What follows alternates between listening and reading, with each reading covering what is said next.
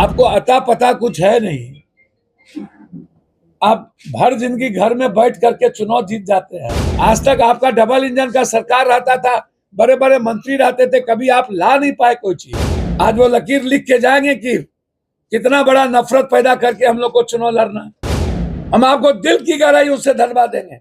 बिहार के 13 करोड़ लोगों के सवाल पर कोई राजनीति हम नहीं कर। मैं उम्मीद करता हूं नीतीश कुमार जी भी वक्त को लेकर के कठोर फैसला ले। जो बिहार के लिए सोचता है उसको बिहार देता भी। रमजान सरूल रामनवमी की ढेर सारी शुभकामनाएं। फिर हम लोग एक मजबूत जीत की ओर एनएसयूआई बढ़ रही है। आज एनएसयूआई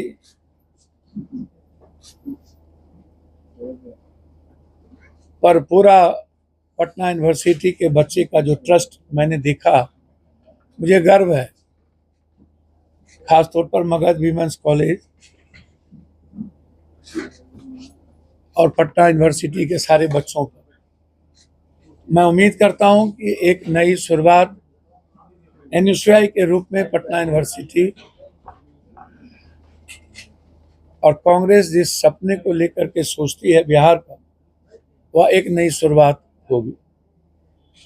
दूसरा सबसे बड़ी बात है कि 3000 करोड़ मेरे पास आप देखेंगे तो एक बार नहीं, दसों बार इस कोसी मैची के मुद्दों को लेकर के मैंने सदन में ये पैसा कब मिलेगा, ये सदन में उठाया हुआ मेरा मामला है, मुद्दा है। मैं हर कीमत पर महानंदा बेसिन बांध को लेकर के मैंने कहा है कि अविलंब आप रोकिए किसी भी कीमत, अन्यथा 10 लाख किसान परिवार बर्बाद हो जाएगा।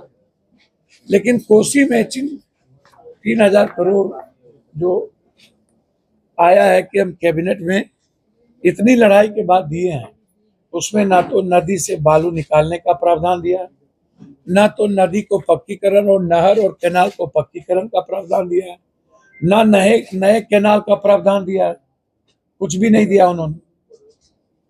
तो आप क्या ठेकेदारी के लिए सिर्फ प्रावधान दे दिए? आप जरा हमको बताएं। और उसके बाद हमारे मंत्री जी लोग जो सीनियर मंत्री हैं वो बयान देना शुरू कर दिए। अरे आप कभी लोकसभा का मुंह नहीं देखे, आपको अता पता कुछ है नहीं।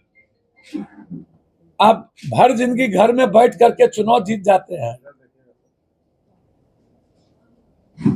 आप लोगों ने मिल करके पूरा कोसी नदी और फरक्का और हाई डैम बांध नहीं बनने दिया। आप कभी आज तक आपका डबल इंजन का सरकार रहता था, बड़े बड़े मंत्री रहते थे, कभी आप ला नहीं पाए कोई चीज। इतने मंत्री थे, क्यों नहीं लाते थे भाई?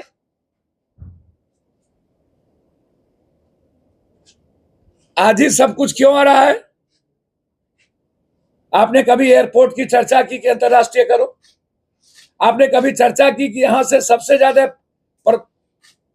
प्रवासी मजदूर बाहर जाते हैं, गल्फ जाते हैं, अरब जाते हैं, दुबई जाते हैं, यहां से शुरू करो। बच्चे पढ़ने बाहर जाते हैं। आपने कभी कहा कि 28 कंट्री, जापान, हमारे बोध गया से आप यहां से शुरू कनेक्टिविटी को बढ़ाओ? आपने कभी कहा कि सीता मैया के लिए मुजफ्फरपुर को उड़ान में लाओ, वीरपुर को लाओ, सहरसा को लाओ? कुछ नहीं। मुजफ्फरपुर सीन से, भागलपुर सीन से गायब। आप कभी मेट्रो सिटी के लिए नहीं लड़ते हो? आप कभी स्मार्ट सिटी के लिए नहीं लड़ते हो? आ तो रहे हैं आज हमारे सबसे मजबूत कदावर नेता, एनडीए के, उससे कदावर नेता तो है नहीं। आज वो लकीर लिख के जाएंगे कि कितना बड़ा नफरत पैदा करके हम लोग को चुनाव लड़ना है। तो भैया नफरत से अच्छा है विशेष राज दे दीजिए, विशेष पैकेज दे दीजिए। इससे अच्छा तो कुछ नहीं हो सकता। आप दे दीजिए, आपको चुनाव वैसे ही जिता देगा बिहार की जनता। आप दे दीजिए विशेष राज। मैं सच कहता हूं कि वैसे ही जनता जिता देगी। दे दीजिए बंद पड़े फैक्ट्रियों। मेरा डिमांड है, हम आपको दिल की गहराइयों से धन्यवाद देंगे। बिहार के 13 करोड़ लोगों के सवाल पर कोई राजनीति हम नहीं करेंगे। तीसरी चीज, चंद्रबाबू नायडू जी ने फैसला लिया है वक्फ को लेकर। मैं उम्मीद करता हूं नीतीश कुमार जी भी वक्फ को लेकर के कठोर फैसला लें। चंद्रबाबू नायडू ने कह दिया कि मैं लागू नहीं करूंगा। सैल्यूट है चंद्रबाबू नायडू कि संविधान की रक्षा के लिए वो खड़े हुए, वो लौह पुरुष है। मैं नीतीश कुमार जी से आग्रह करूंगा, वक्फ के सवाल पर और संविधान की रक्षा के सवाल पर आप मजबूत निर्णय। मैं ईडी से लेकर सीबीआई से लेकर प्रवर्तन निदेशालय से लेकर सबको चिट्ठी लिख चुका। ये चिट्ठी है चीफ इंजीनियरिंग इन चीफ सभी विभाग के, चाहे वो बिल्डिंग हो। मेरा सवाल है, आज मैं जा रहा हूं चीफ सेक्रेटरी साहब से मिलने, कि क्या कारण है कि दुनिया में बिलों में टेंडर होता है, बिहार के लगभग टेंडर एवब में क्यों हो, वो भी 2.5 और 2.6। जितने भी बिहार में सरकार भवन का टेंडर हुआ, एग्जीक्यूटिव इंजीनियर,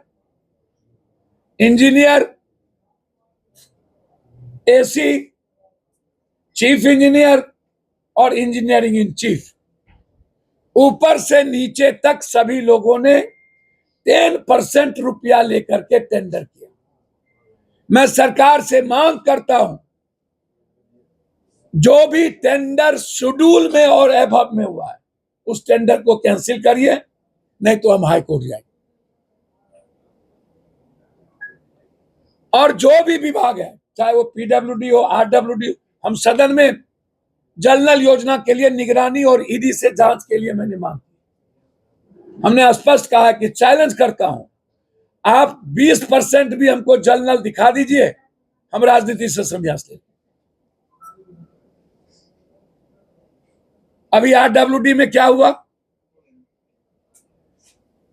बड़ा बड़ा ग्रुप बना दिया गया, 100 करोड़, 150 करोड़, 40 करोड़, ताकि बिहार के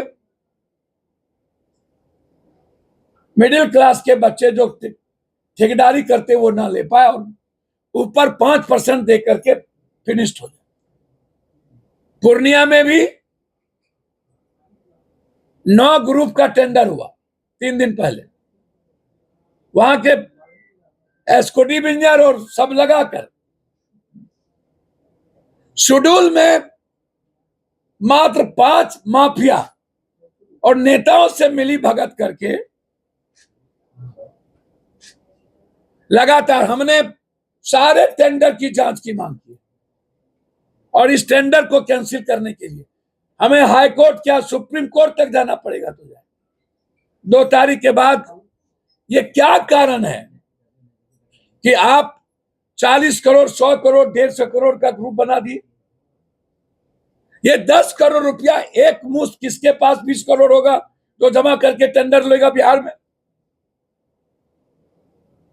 इसीलिए चीफ इंजीनियर दास, अंत में मेरा यही है, ये दास छोटी मछली है,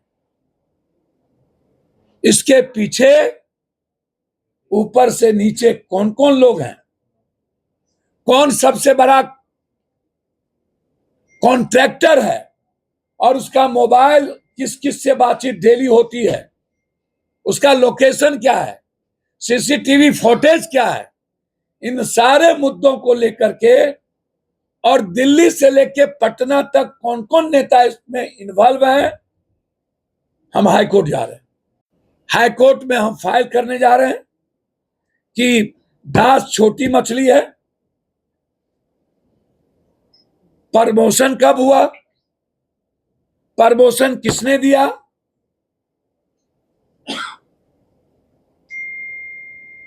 किनके किनके फोन हैं, इनका पूरा फोन सीज किया जाए, पूरा फोन निकाला जाए, और कौन कौन टेंडर पे। आज मैं जा रहा हूं, ईडी प्रवर्तन निदेशालय सबको मेल चला गया है, पीएम से लेके सबको चिट्ठी जा, बिहार को लूट का अड्डा बना दिया गया, भ्रष्टाचार की गंगोत्री बना दी गई। जब से नीतीश कुमार जी का उम्र और अस्वस्थता उन पर हावी हुआ, लूट ही लूट, लूट ही लूट, लूट ही लूट। तो कह ही रहे हैं कि बिहार के विशेष राज और पैकेज पर कोई राजनीति नहीं, कोई राजनीति नहीं। हम ये थोड़े कहेंगे कि समर्थन करेंगे, राजनीति नहीं करेंगे। बिहार की जनता सबसे ज्यादा संवेदनशील है, जो बिहार के लिए सोचता है उसको बिहार देता भी। हम सुप्रीम कोर्ट बीपीएससी के मुद्दे पर जा रहे हैं बुधवार को।